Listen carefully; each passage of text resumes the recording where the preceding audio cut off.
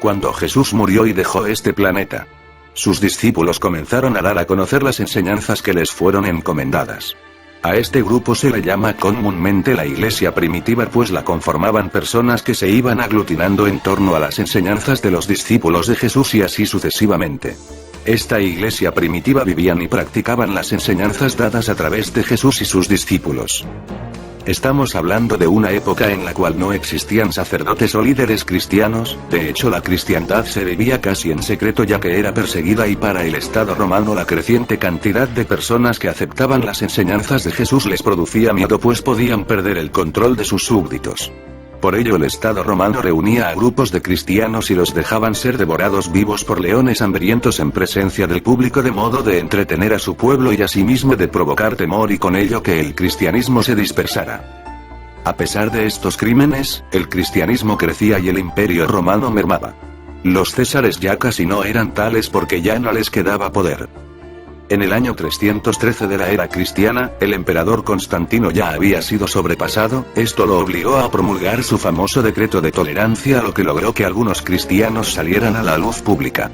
Incluso Constantino cambió sus túnicas de César por una vestimenta religiosa e intentó unificar a los romanos y a los cristianos.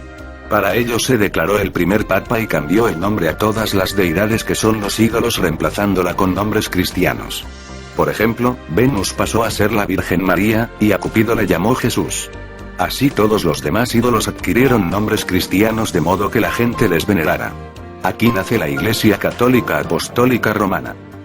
Los verdaderos cristianos de entonces se dieron cuenta de lo que Constantino estaba creando un monstruo y huyeron de Roma, manteniéndose en la clandestinidad por cerca de 1000 años.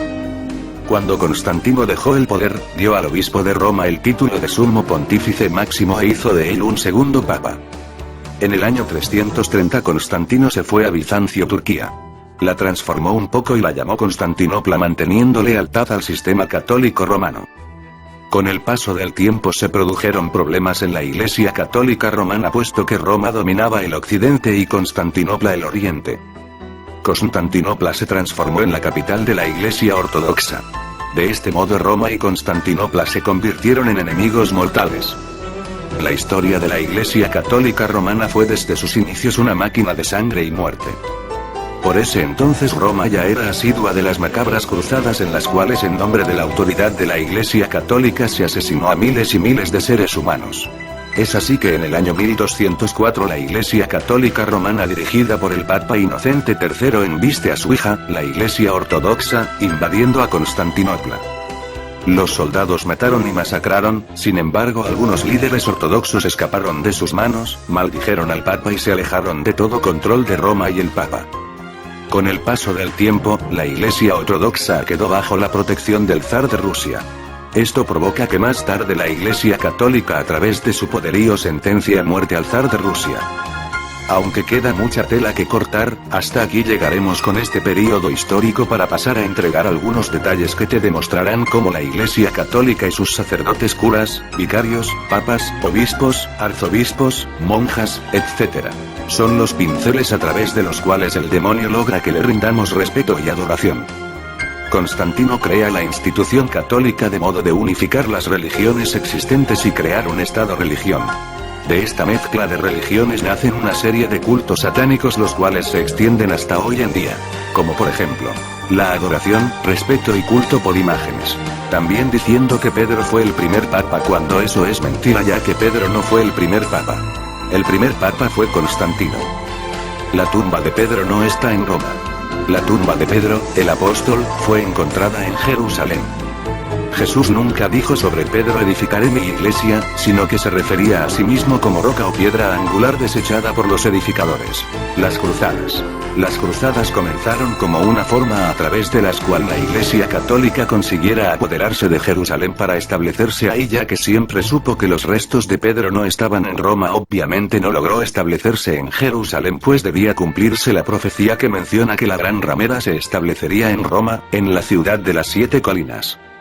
Las cruzadas exterminaron judíos, árabes y todo lo que se interpusiera entre esta institución diabólica y su deseo enfermizo de poder y control.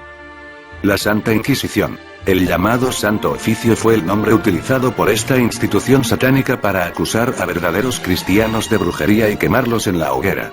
Recordemos que los verdaderos cristianos debieron de estar ocultos por un largo periodo luego del nacimiento de esta institución y debían ser eliminados.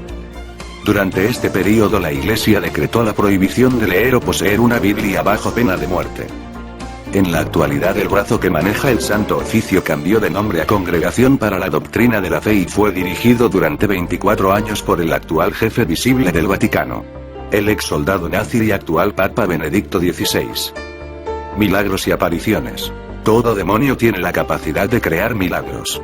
Vírgenes que lloran sangre, estigmas, apariciones, los secretos de Fátima, fantasmas, recuperaciones milagrosas provocadas por tal o cual santo son solo señales para que abramos los ojos y veamos lo que realmente son producto de la mano de Satanás y de sus sirvientes.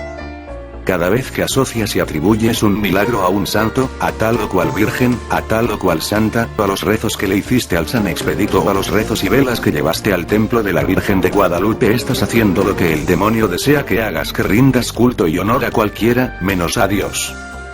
Recordemos que el demonio y sus ángeles caídos fueron echados del cielo y cayeron en la tierra.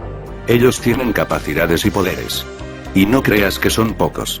El demonio se trajo consigo a una tercera parte de los ángeles con él. El demonio tiene poder en la tierra, así como sus ángeles, de modo de extraviar y engañar a la humanidad. ¿Pero por qué a la humanidad? Simple, porque somos la creación más amada de Dios.